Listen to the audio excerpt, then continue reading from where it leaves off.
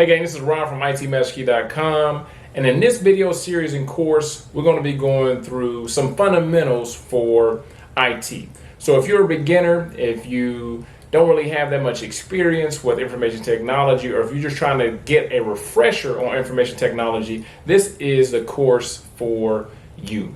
So this course is going to be going over a multitude of things. So no matter if you're taking a CompTIA ITF Plus exam, or if you just want a refresher or just want an introduction to IT, I got you covered. So in this actual course, we're going to be going over 6 core topics. So those topics are IT terminology and concepts, infrastructure, application and software, software development, database fundamentals, and security.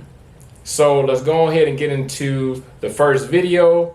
Hopefully you enjoy. If you want a full course, or if you're enrolled in a full course, I'm proud of you. But if you're looking for a full course for IT fundamentals, head over to ITMasterKey.com and enroll. So this video series is just going to be the lectures. Over at ITMasterKey.com, we're actually going to break it down a lot more. And it's also going to be simulations and a bunch of practice tests to get you ready for the actual exam.